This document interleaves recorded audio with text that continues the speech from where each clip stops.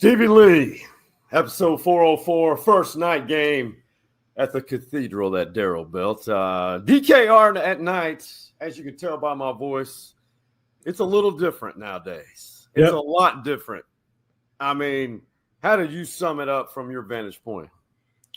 It's a great atmosphere to watch a college football game, man. It rivals some of the night games in the country, like LSU game, you know? Yeah. In our stadium, I feel like it's good, wholesome fun. You go to a night game at LSU, man, it's like it's something different. Let's just put it at that. It's very different. How you doing? Very different. Hey, this is it was Texas 3-0, now undefeated. We've got a lot to unbundle, including an injury, and it's a consistent type of injury. We could all predict it, but go ahead and follow us on all of our social media platforms and subscribe for free to our YouTube page. Follow along, banner with us, contribute, debate, laugh, offer suggestions, do whatever you will. And, all this would not be possible without our family from Hargrove Roofing in Shreveport. They are fully invested into UT athletics and the Austin, Texas area. And Stevie Lee, he is the face, if you will, of Hargrove Roofing. Hargrove Roofing. Know who's on your roof. I love it. I love it. And we love the Hargroves, and we are renewed again to extend our partnership for another year, and hopefully we can commit to another decade. That'd be great. No question. Hey, big news for the first time since 2008. Check this out. Texas, number 1 in the country in the Associated Press poll. Georgia or Texas, either one of them right now, and could be number 1. There's no argument. They are definitely the 2 best teams in the country right now. But we have our own poll, meaning not votes, power rankings. You take the criteria of opponents, strength of opponents, margin of victory or defeat, and the wins away or at home. Let's get it.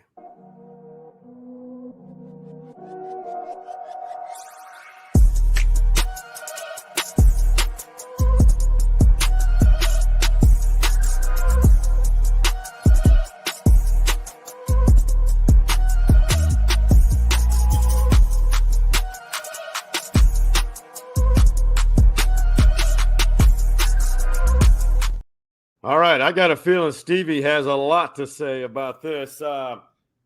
If there was a 1A and 1B, when I first started going through this morning, I had Texas number 1. I'm not saying that they're not number 1 in the country, but it's so early in the season, it really doesn't matter.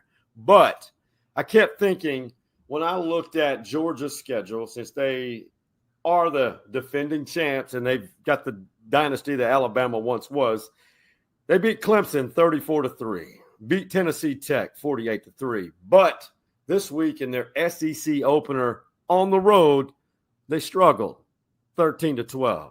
Texas has handled their opponents as they should, putting up half 100. Colorado State at home, shut them out. Go to Michigan, a not so great Michigan team, but they're not awful. But beat them in the big house. That's significant. And they handle business against UTSA. Let's go, Stevie. Why do you disagree with that? After you said all that, you still feel the same way? I still feel. So Georgia, this was their first road game, right? Yes. And their first road game was against Kentucky. SEC opener. What was Texas's first road game? Well, we've only had 3 games, so it was. What was Texas's first road game? We've only had 3 games, so it was week 2. Yes, last week. Okay. Michigan, as I mentioned. Michigan. They went into Michigan. Yep. We're talking about a road game. It's hard to go anywhere on the road and win, and they won handedly. Right. So, you see what I'm getting at right there? No, I got you. Yeah. So when we talking about the strength of schedule, I guess it's always hard to go on the road. It's always hard for rivalry games. Right. Yeah. So I think, and I personally don't like Texas being number one because, that the kids can get out of focus. The athletes can. Right. But I really think that there's not much of an argument. I hear your argument, but they should be number one. Because, I mean, who's better, Michigan or Kansas? Or Kentucky? I'm sorry, Kentucky. Kentucky. I mean, I don't think Michigan's very good. I don't think Kentucky's very good. I think Kentucky will be an 8 or 9 win team. You think so? Just like Michigan. Okay. Well, let's go back. It's hard to say Michigan's not any good. They're defending champs. You lost a lot. Okay? But they still got champions on that team, though. Right. But they're significantly less of a team than they were. I'm not discounting that win by Texas. You go into the big house and win. That's huge. Against 102,000 107. They had 107. Yeah. 107,000 people went in there and beat them handedly to where they had to leave. They were leaving. So Georgia, man, Kentucky was 2 first downs away from winning that game. Yeah. So if you're going to be number one in the country, you cannot be that close on an away game with an unranked opponent. The decisive factor for me was it's the SEC opener. I hear you. You putting a lot of water in that cup, though. Yeah, no doubt. But it doesn't change that Texas is number one in the AP poll. I don't have a vote. You don't have a vote. We don't. Yeah. Not many people do. But good debate. I think it's great that we don't agree on everything. But I think it's good that we don't. Yeah. But check out what I did. I put Alabama over Ohio State. Yeah. Alabama's starting to roll a little bit, shockingly. Mm-hmm. I put Tennessee all the way up to 5. They're going to play. We'll talk about them in a little bit. I think Penn State's a little quiet. I put Kansas State in, man. They're just continuing to do their thing. And Nebraska, a lot of people disagree about. They're on the outside. Hey, Matt Rule's doing a great job up there. I'm not saying they're a playoff team, but man, they're starting to look good. They're not the Nebraska teams of old, but they are much better than they have been. Yeah, and number 8 over there. Yeah, I told y'all we talked about this in the beginning of the season. Missouri making some quiet noise. Shout out to Curtis Looper. No question. No question. Coach Looper leaving the field and coming on the podcast with us. We love Coach Looper. Yeah. Love Coach Looper. All right. Texas defeated UTSA 56-7. Solid day. I thought UTSA, they're somewhat in a rebuilding stage. Jeff Traylor's done a great job with that program. He's been in this position before, but he's built with young people, young high school, and develop them. But in that victory, Texas suffered an injury, and we're going to talk about it shortly. But let's hear from Sark. Quinn Ewers left the game, and we've been down this road before with an abdominal injury, and we got to see extensive play, essentially 30 full game minutes with Arch Manning, and DKR was electric because they got to see what Manning could do, and he did a lot. And this was Sark on Quinn Ewers' injury and what Arch did as far as that 30 minutes of game time that he played. Quinn, it's an oblique strain, an abdomen strain. Remains to be seen of kind of the seriousness of that and the length of that, but that's what it is. There's nothing, we don't think it's anything structural or broken or things like that. It was an odd play, but again, that gave an opportunity for Arch to get some valuable playing time and experience. And then for Arch to come in and, you never know as a backup when you're going to get put in the game. And for him to come in on his first play to hit DeAndre Moore for the touchdown, on his third play to be able to, now we're in a little different style of offense when he's in there, a little zone read to pull it, and for the explosive play, did some nice things for us, extended some drives on third down. So that was a great experience for him that he got. All right, Stevie. From my vantage point, obviously the young man, we know about his pedigree. Number 16 did everything asked of him that I don't think a lot of backup quarterbacks could do. I mean, we saw Murphy last year do some good things last year, and he's now with Duke. But Manning is essentially in year 2, redshirted. I thought he exceeded every ounce of expectation coming in there because I think he's been wanting this like any other athlete wants to have this opportunity. I want to hear Stevie Lee's perspective and opinion of what you saw. I saw a poised kid that was prepared. Coach Sark, looks like Coach Sark has prepared him to go in at any moment. Right. And when his number was called, it was like the perfect start to his career at the University of Texas. I felt good the way he there were some mistakes that we can clean up, but what he did took ownership of that offense. I really like the way I like these little cues, man. A lot of people don't even think about this, but Quinn Ewers could have gotten up off the ground and just walked off to the sideline, but he stayed there for a little bit to get Arch some warm up, right? And when Arch got in there, he was already warm and ready to go. But and I think that's orchestrated. If you think you need to come out of the game, get on the ground so we can get another out. Yeah.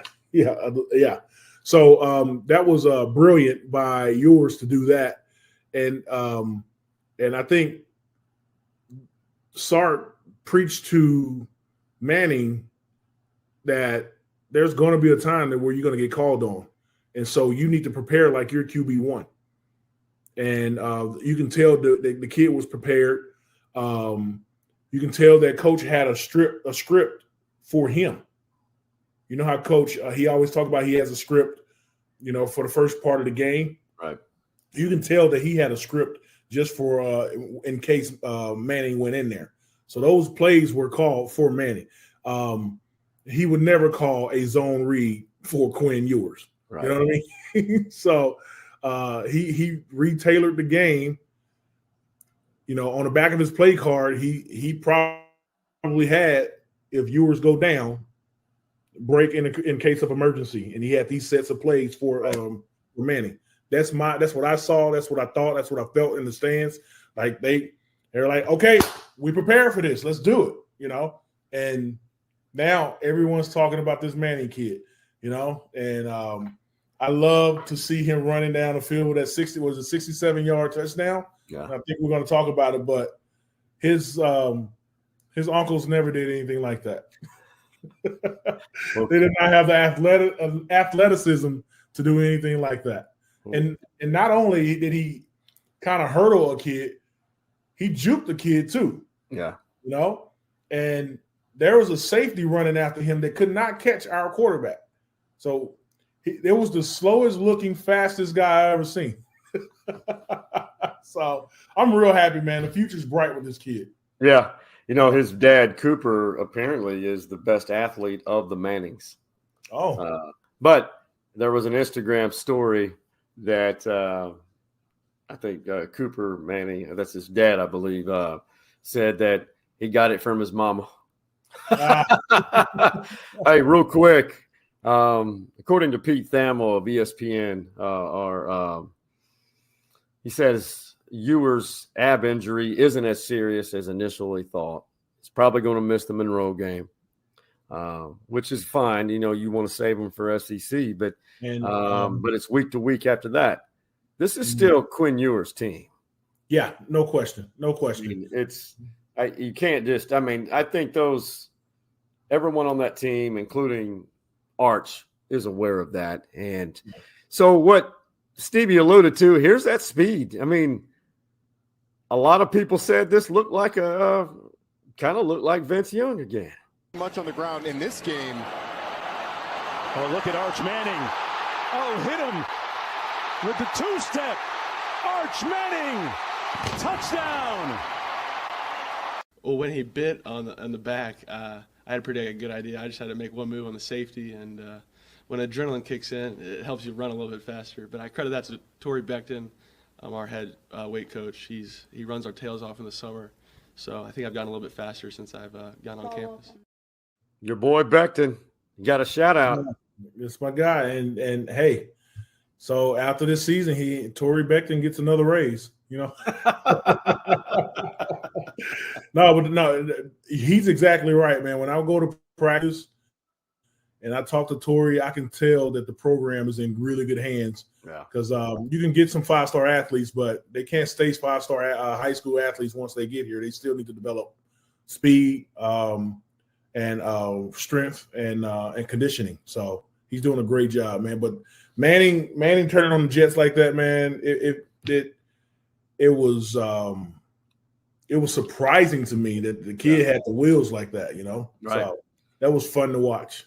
Our guy Danny Davis delivered a amazing stat, a little bit of information here. Manning's the first freshman quarterback since Colt McCoy in 2006 against Baylor, and I remember coming into town for this. First most touchdowns from a freshman quarterback. You know, Manning had 5 total touchdowns yesterday. That's the most by a freshman quarterback since Colt McCoy. 4 touchdowns passing in that 67-yard run. I mean, Manning sees the field, it's natural. But he comes from a great family of quarterbacks. So we understand that. And only 30, and as I mentioned, only 30 actual game minutes. He produced all that. Yeah. Total 427 yards of offense for Texas. Or excuse me, 427 yards passing, 614 yards of offense for the Horns. Wow. Yeah, that's incredible. Incredible. Shout out Danny Davis. So Colin Simmons. So Texas defense has a lot of youth and some good combination, in my opinion. We know David Benda, what he can do. We know Makuba. And some of those transfers and along the defensive line. But Colin Simmons is one of those guys that's becoming very disruptive, including the sophomore Anthony Hill. But Colin Simmons, he was asked about, man, are you getting used to this speed? Because yesterday, 6 total tackles, 2 of them tackles for loss. You know, UTSA has some pretty good players, but, you know, inexperienced some of them, but this is his response, and I love this kid because just look at that energy. He's starting to get it. The green light's going off. Honestly, I'm just getting comfortable. I'm just getting started too. That's the crazy thing. I'm just now getting started, bro. The more comfortable I get on in college football is the best. Is the more that I just got a lot in me, dog. I got a lot in me, and yeah. He's not lacking confidence. I love it. Not lacking confidence. That's actually awesome. I like the kid. I like his answer, but I remember that Coach Brown didn't let freshmen talk right to the media, so he needed a little bit more media training. But let that kid play. He's eating out there. He is eating. As for UTSA, so Texas this week hosts Louisiana Monroe night game, and man, it's gonna be fun. And then the SEC opener on the 28th against Mississippi State, which right now Mississippi State got it handed to them by Toledo. There's been some SEC teams losing in these non-conference games. Kind of a down year a little bit. But as far as UTSA, Jeff Traylor, I have no doubt that he's going to get UTSA right. He's a fan of the show. And he was asked a question about what do you tell the UTSA fans after losing to Texas 55-7 and Texas State 49-10. I get it. I mean, we got beat 55-7. Hell, if I was them, I'd be madder than a Hornet. I'd want to know what the heck we've been doing all freaking fall camp, and spring, and summer. Do we practice? Do y'all call plays? Do y'all work? Do y'all do anything? I get it. I'd be frustrated too. So it doesn't matter what I want them to hear. Our play tells them. And our play is not giving them any hope right now. So I don't blame them for being frustrated. I mean, he answered it properly. He didn't avoid it. I don't know where he gets that composure, because that'd be hard to answer. But in his position, I get it. What did you like? Because I didn't see a team that quit. I didn't see a team quit at all. No, they didn't quit. It's just Texas is that good. Is just that good right now, you know. So hats off to those kids that came out and fought. That one touchdown that they had, I'm sorry, the running back's name, it slips my mind, but he did that all on his own. He willed himself into the end zone off the left side of his offense. So that was fun for them. I wanted a shutout, but you know, you can't get what you want all the time, right? Yeah. So UTSA, man, they still got a bright future, man. I really do like Jeff Traylor. I do too. Big fan. And one thing, Quinn threw that interception. I didn't quite understand that, but I've never played at that level. That happens sometimes. I was shocked by it. So yeah. Our friends in College Station opened up SEC play in Gainesville. You know, Florida is bad. Florida State is awful. The only team worth a shit right now in Florida is Miami. But Miami. So the Aggies got a win, 33-20, and they're starting to grow up. And, you know, regardless, good, bad, or ugly, you went on the road in the SEC, this looks good. Goes inside. That ball is picked off. Bryce Anderson, here he goes. It's an Aggies kind of afternoon, folks. Aggies, not Aggie. That's my fault on that. But you kind of get the feel that they're getting there. You go on the road, you're composed, you got to grow up. And I think the A&M showed that A&M's got talent, bro. I mean, we could say this all day about, I know you obviously are not a fan of them, but for obvious reasons. You're a former Longhorn football player that got to play them a lot and beat them a lot. But when you look at A&M's development now, what are you seeing? It's coming around, but like you said, Florida sucks. They're not good. They're not good. So they beat a team by 13 points. That's not very good. So the jury's still out for me on how really good the Aggies can be. Right. But, you know, putting up 33 points on anybody is hard to do. So, you know, hats off to them. But we got to wait and see. We're going to get into the meat of the SEC and see if they're going to be able to do anything. Yeah. Well, they host a non-conference game against Bowling Green from the Mid-American Conference on the 21st. And then following week, Arkansas travels to A&M. So we'll figure out. Everyone's going to figure out who's who pretty quick. And this is where it gets fun. OU is undefeated. They were really hard on their quarterback. The fans are on Jackson Arnold. There was a stat that I saw put up, and it put it through the same amount of games that he's played. He was right up there with Quinn Ewers and even Kyler Murray. Their first year to start. You know, Kyler started at A&M before he went to OU. Numbers very comparable to the same amount of games that he's played in. OU fans have been really hard on Jackson Arnold. OU definitely has a defense, but we're going to find out. And game day is going to be in Norman or in Knoxville. Norman. And Josh Heupel, the former national championship winning quarterback for Oklahoma, the head coach. Yep. Should be a great game because I know Norman, that they called it the Palace on the Prairie. Gaylord Memorial Special Place. They're going to give Josh Heupel a nice homecoming in kind of a rude way, I'm sure, but it'll be a homecoming for him. What do you expect from this game? I'm expecting Tennessee to go and handle business. I did, in the bottom of my heart, want OU to do well because we came in together. Right. coming into the SEC together. But the way Tennessee handled NC State a couple weeks ago, or was that last week? It was last week. Last week when they played NC State. Right. In the Duke's Bowl.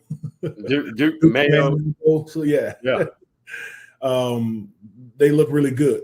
And, OU did not look good yesterday against Toledo, was it? No, it was Tulane. Yeah. Yeah, they did not look great against Tulane. I think Tennessee might come in there and do something. And then, the emotional high that Tennessee's head coach Heupel will have playing in his old stadium against his old team. That's going to be, my money is on Tennessee right now. Tennessee beat out of state. They played Kent State and they beat them 71-0. Oh, yeah. So, but Tulane's not great, but they're not awful. They're much better than they used to be, and they were a 10 or 11 win team not long ago. I'm going to pick OU in the upset. I think both teams will be in the. OU's got to find a way to score 24 on Tennessee at least. Okay. So they'll grow up. Down the road, Texas State had a big opportunity. They were hosting a former Pac-12, now Big 12 member.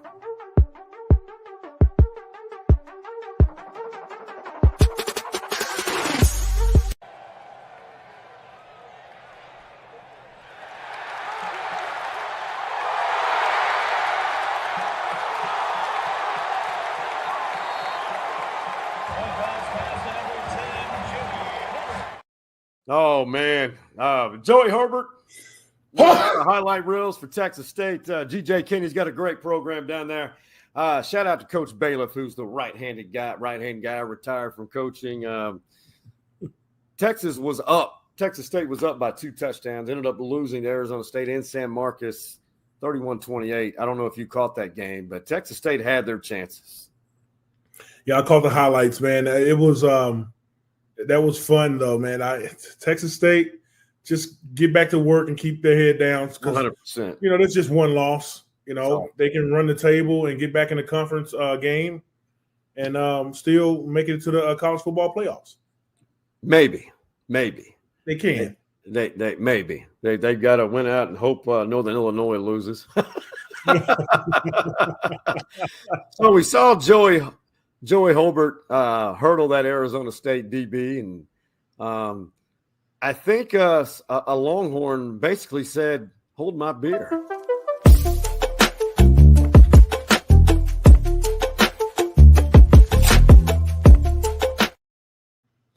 How about Gunnar Helm? Yesterday, UT San Antonio. Gunnar Helm is much more athletic than I and a lot of people thought. Gunnar Helm is an extremely major part of this offense. What would you caption for this photo? Golly, you had it. Hold my beer, but golly, anything you can do, I can do better. There it is. I can do better. I love it. Yeah, I like it. I love it when Now, Stevie goes harmony on us. Yeah, no question, man. I got the pipes. But I saw this kid's Instagram page, and he has this picture up on his Instagram page already. Yeah, already. Yeah, and so but I'm feeling bad for this kid number 6 on the ground. I don't know his name, but that's a terrible place to be in right now. Like falling on your back, looking up at a guy jumping over you. Yeah, as you're losing your footing. He's the same kid that missed a tackle on Manning. Yeah, as well. He got an arm on him, and Manning got out of it. So he didn't have a good day. His film session is going to be terrible today. How about these nuts? Yeah. There it is. He is looking up at him. Yeah. Oh, God. Well, Dak Prescott, great guy. Early in the week before. Very rich guy. Very rich guy. I learned that he has a new talent. Well, a talent that, Dominoes. It's a fun game, old school. We all play with our great uncles, grandfathers. We still play with our buddies. He got into a little debate with, I think, Calvin Hill, of one of the reporters up in DFW, covered the Cowboys for a long time. Dak said, "You know what? I'll beat you at Dominoes in 10 minutes." Oh, I know. You don't want to play that Dominoes. Stop it, man. Old school. I put the spots and dots on it, bro. Okay. I'll play in Dominoes at any point. Okay, we'll talk about it. We go play right now. If they won't take number 10 minutes, if that, I promise you. Clarence Hill, not Calvin Hill. Calvin Hill's a former legendary Dallas Cowboy receiver, or Dallas Cowboy, period. Yeah. Listen. Spots and dots.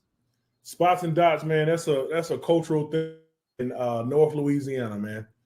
That's all we did. We got together with friends, family, anybody. All we did was play dominoes, man. I went down to South Louisiana to see family for a family reunion this past 4th of July.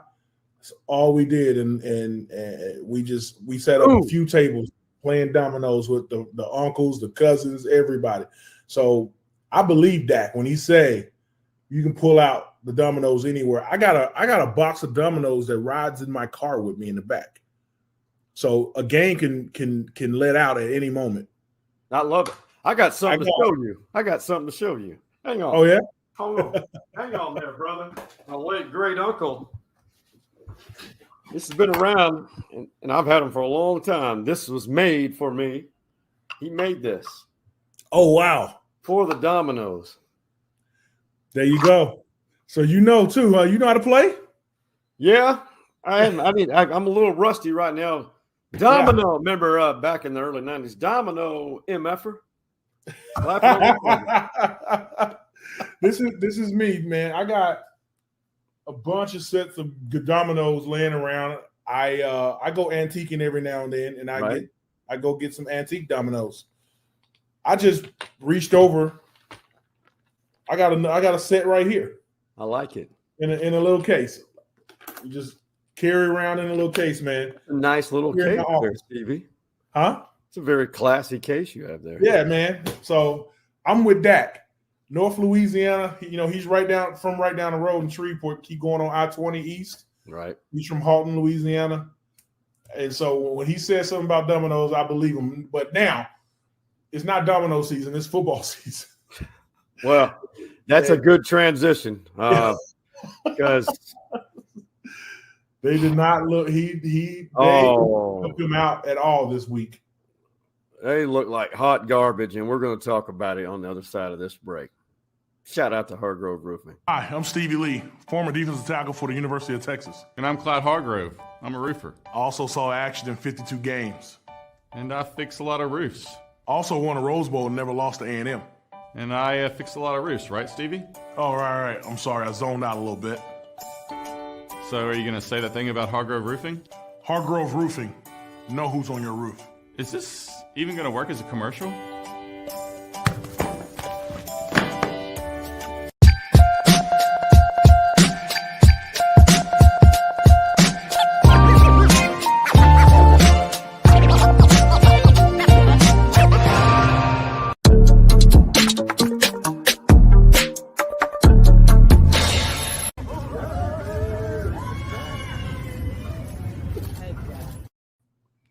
That was DeMarvion Overshown, who was amazing in week 1. He led that Dallas defense a week ago. Mm-hmm. That Dallas defense and the Cowboys offense said, you know what, let's bring out that Green Bay playoff game from a year ago, and let's see if we can duplicate, look just like that team from a year ago, because the New Orleans Saints, I don't know this, took the same game plan and ran it right down the core of Dallas's defense and had their way. Yeah. That was awful. Yeah. They did. The Saints could do anything they wanted to do, man. 44-19, the final. 44-19. Home opener in Jerry World. How does that even happen? Jerry was not. They cut away to Jerry a lot in that game, and he was not happy at all.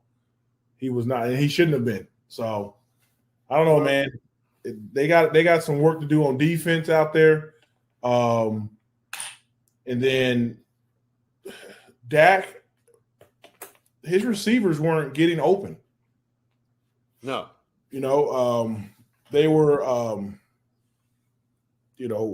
they just weren't getting open for me. Like he was looking around for someone to get open, and they were just some of the route tree has to change or something like that, man. Because it wasn't a good look. Oh, it was awful. They gave up 190 yards rushing. Just flashbacks of Jordan Love and the Green Bay Packers having their way against the Cowboys in that playoff game. That was the same. It's just awful, Stevie. And, I don't care if I sound like a fan because I am, but I told you I wasn't going to be emotionally invested, and this is the reason why. But I do feel for McCarthy, and he was asked about, this looks just like that game against Green Bay in the playoffs less than a year ago, earlier this year. Embarrassing.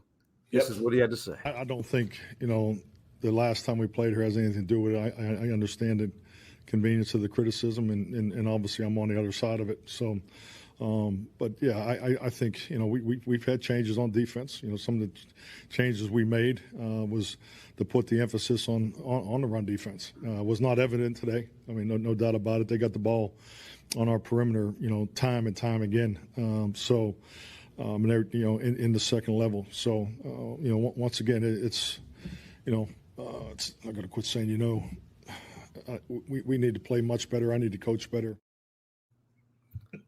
Sounds just like last year, or last season. Yeah, he said, I need to quit saying, Yeah, he caught himself. Yeah, you know what? I need to quit saying, Yeah.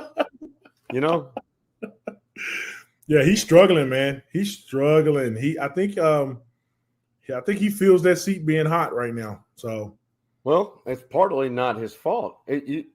Correct me if I'm wrong. Yes, they have great pieces, but that defense is built to rush the passer and stop on the back end pass, right? Yeah. Yes, but why isn't that not his fault? He's not the one that makes the moves, acquisitions. I mean, he has input. Yeah. He's not the GM, is what you're saying. No. Yeah, I hear you.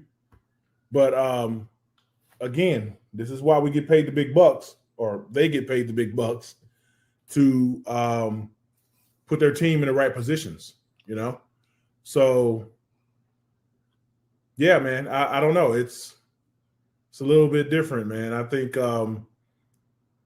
there is some onus on him for that defense. He is the head coach, and what they say, it rolls downhill, right? So he put the product on the field. Well, I guess he didn't put the players on the field, but he needed to make the game plan to put on the field. Yeah. Well, next week they'll host Baltimore, and Baltimore is 0-2, and they're going to be very hungry. I mean, NFL, anybody can win on any given day. There's no doubt. Baltimore lost today? They're 0-2. Oh, my goodness.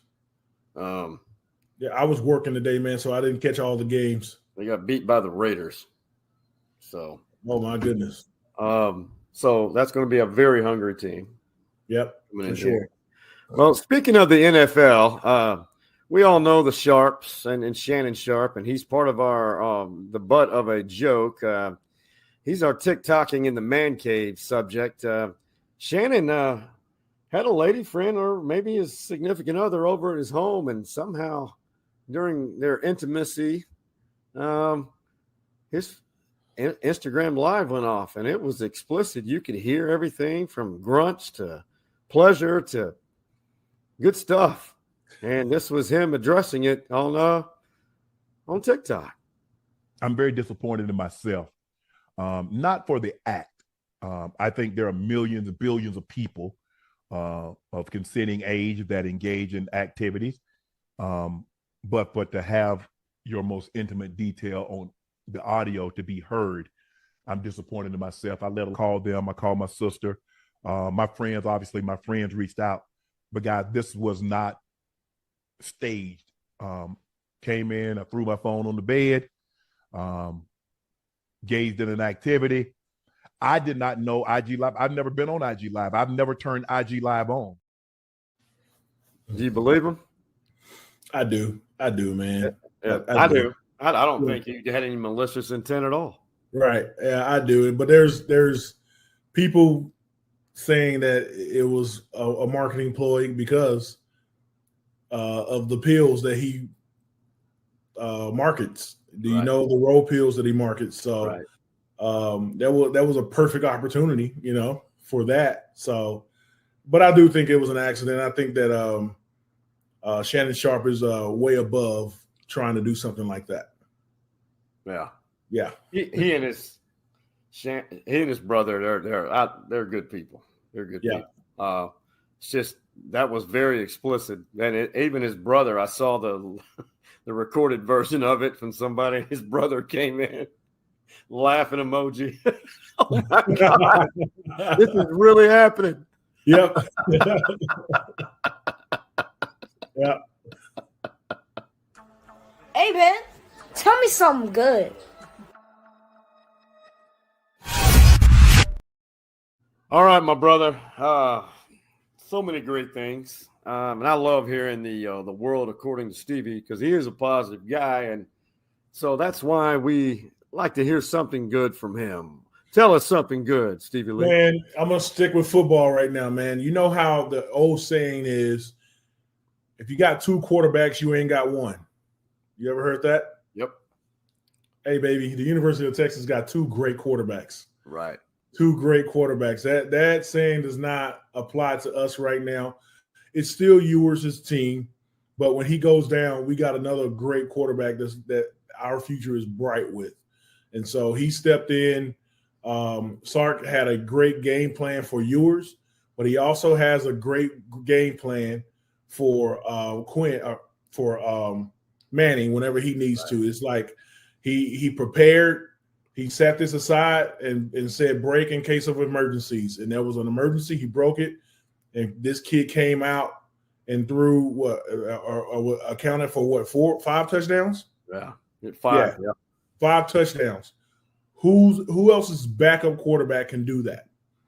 Nobody. The best, we may have the best quarterback in the country, and we have the best backup in the country, hands down. That's something good.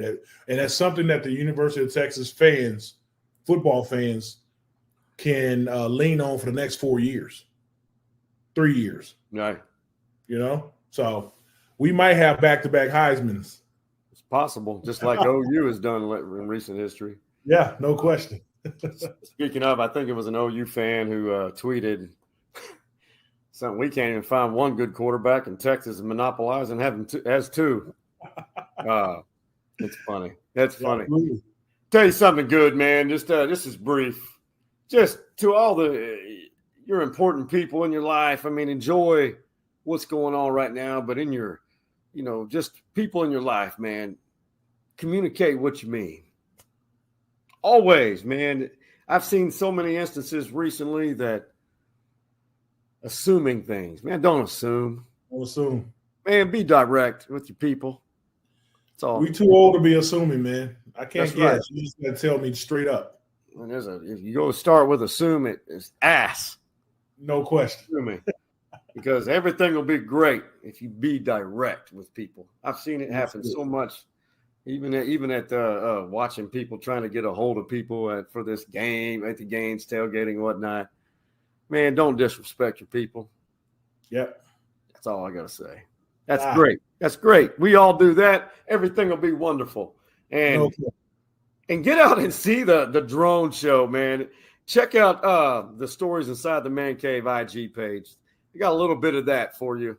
It's crazy, man, but it happens at a lot of stadiums across the country, and DKR's environment has improved leaps and bounds.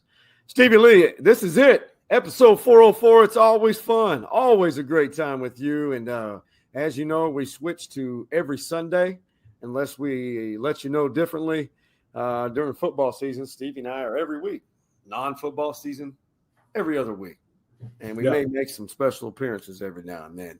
So for the Hargrove family in the great city of Shreveport, Louisiana, and the city of Austin, my college alma mater town, Nacogdoches, Texas, and to the Lee family and all of you who watch this. Much love to you. We appreciate you watching.